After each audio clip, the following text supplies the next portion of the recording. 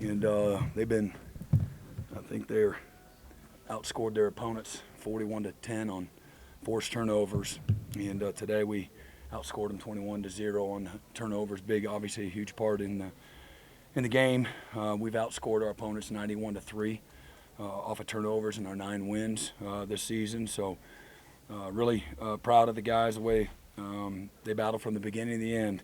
There was we were uncharacteristically not gap sound several times, and we did work option, and we had 2 kind of plans. One of them was good enough to win, but not very good plan. But our guys overcame that and played a little better in the second half. Again, we had a 3-play drive, 4-play drive, had a pick 6, and that drive got all the way down there. What a heck of a play by Billy, and then a forced fumble. The very next drive, Danny knocks it loose, and then another 3 and out the very next drive. So gotten a little bit of a rhythm, got some confidence, a little more sound in the run game, and Dylan again in the offense it was playing good, playing well, all things considered, and I think he was 13 of 21, I believe, or just under 200 yards, had a couple of touchdowns, no interceptions, and he's got an upper body injury. I think he'll be back and available pretty quick. But Jackson came in and just did a lot of little stuff the right way. Protected the football, chewed up some yards, made good decisions, distributed it really well. Guys played well around him. Had the chance. We had the double move, and it was wide open for the 2-touchdown lead there, and just got a little anxious. He was so wide open. But the red zone offense was really good today. Obviously, we missed one of the field goals down there, but the one that they were 2 out of 3, and the one that we stopped obviously was the pick 6. Danny, I don't know, I think he had 10+ tackles. He's on IVs, literally. I didn't think he was going to play, but he said he was going to no matter what. I think he had a little bit of flu bug, and was really sick all day yesterday, last night, this morning.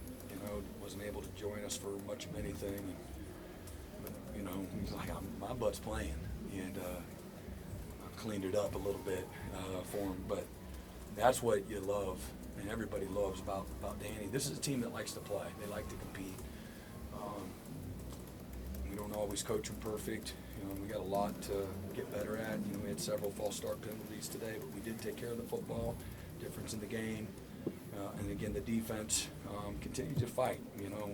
They've played pretty dang good on the season. So this is one of those moments where if they're not prepared for the worst case scenario mentally and physically, if they don't have good leadership, things could go south there in the second half. Just not can get pretty splintered, and that's not how they responded. They responded like you would want them to, like a champion would do, and a group of guys that are highly invested, and they care about each other, they care about their opportunity, and they care about their product they put out on the field. And so they took ownership and figured stuff out there in the second half. So fantastic. I think Rondale got his first fumble recovery, and Gavin, that's his 3rd straight 100-yard plus game. So he was fantastic. Broke a lot of tackles, and offensive line was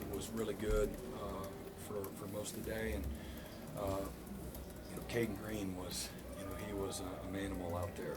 Really fantastic for, again, a true freshman on the offensive line to have the kind of success that he has. But we're going to flip the script and get right to TCU on a short week. And as I told the team, we feel sorry for you. We've been, our guys have had, knowledge of what the schedule is. So got to do a great job of taking care of, their bodies and get them back right, mind, body, and spirit.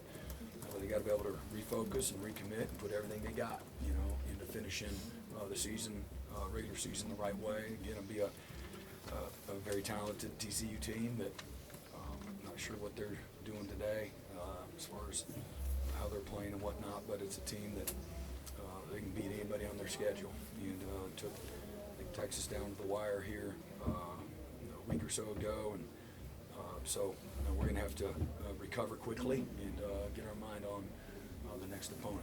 Brent, when did you know Dylan wasn't going to be available? Halftime. And what was just your confidence in Jackson? Oh, I mean, it sounds easy now, but again, Jackson is not a nervous, anxious, might be anxious and overconfident, maybe speeding stuff up, maybe intermesh or something like that, but he's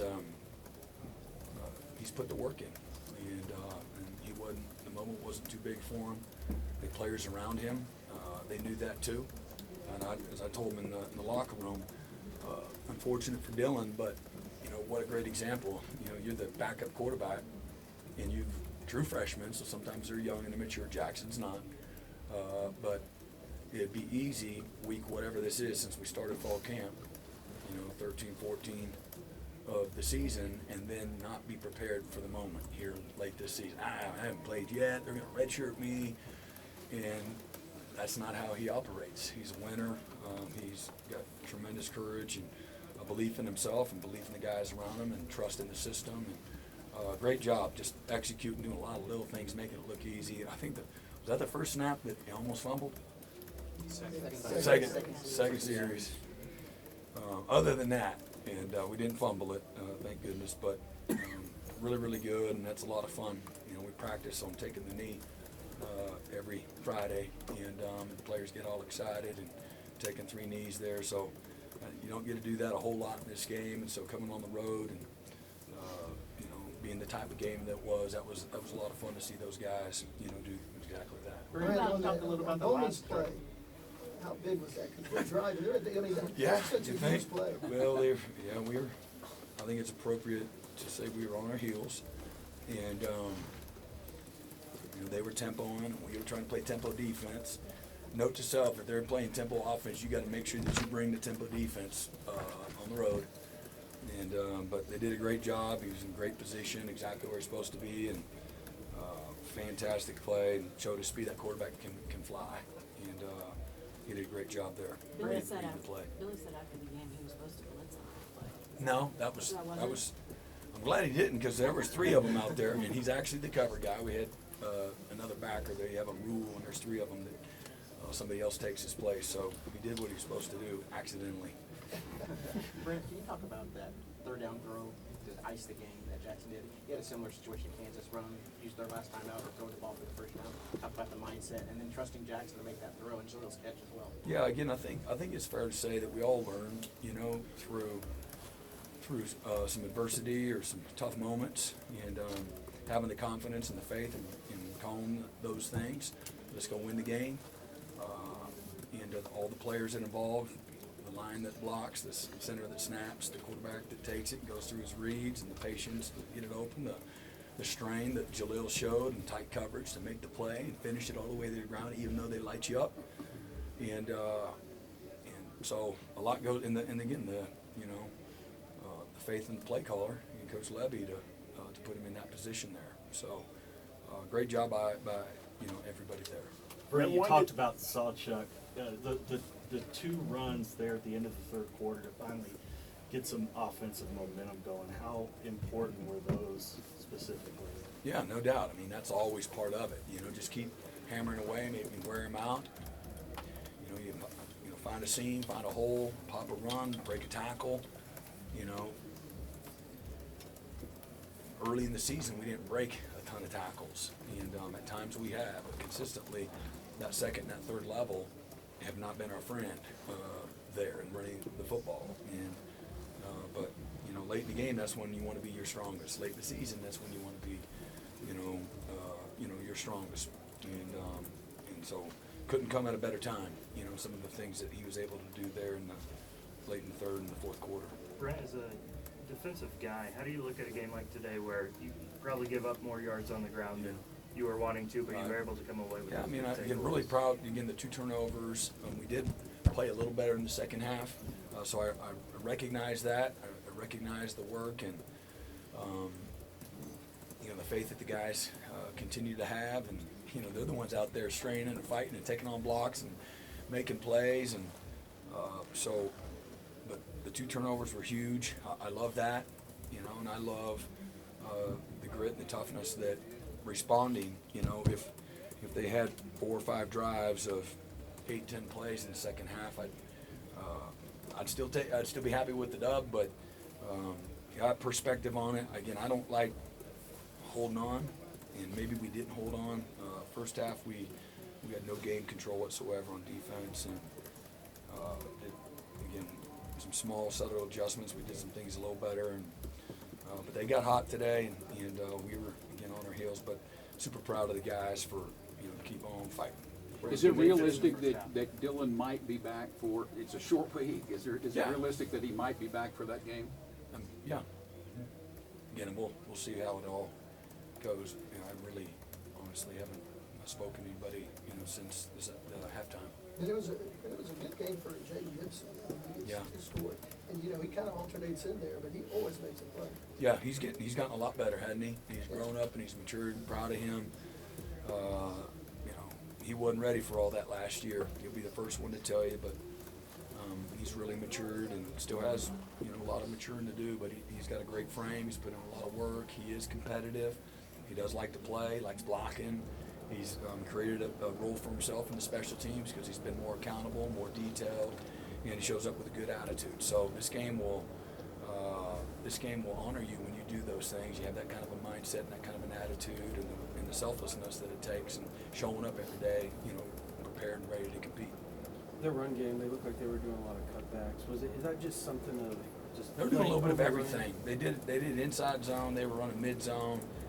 They ran a little bit of counter early, and then they had the quarterback. They had triple option and some of the swap zone read, keep game, and we just didn't do a good job of getting these guys in position to fit the gaps, and really poor, uncharacteristic.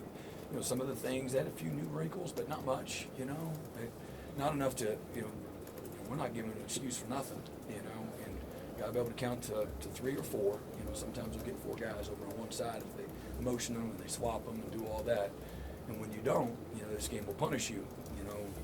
We had several times we're in position and we didn't make the play, and just a sloppy tackling at times, and just letting them again chew up time and clock and the grass and yardage and field position.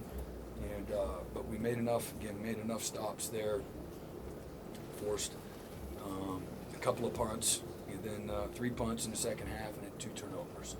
And then obviously they had a touchdown drive there in the second half. So a little better, but man, it pains you as a defensive coach when people are having success running the football and getting in a lot of third and medium, third and short kind of situations. And they did a good job in some of the things that they were doing, RPO world and stuff like that. So we got to get them better, quick.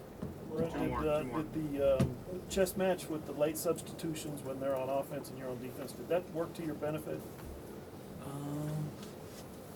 Running guys on, I think you got one delay, or I'm sorry? You got one delay of game penalty out of it, I think.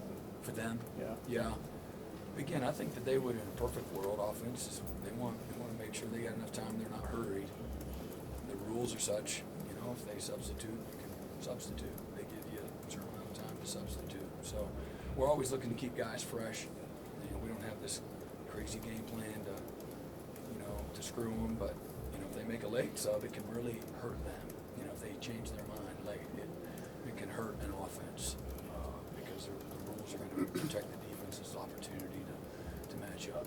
Brent, is a game like today more indicative of the parity everywhere, or just how tough it is to win on the road? I don't know. It's probably a little bit of everything, Barry. And then again, we obviously didn't work.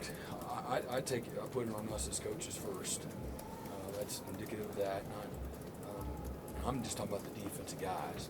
Again, putting them in a better position, working some things more,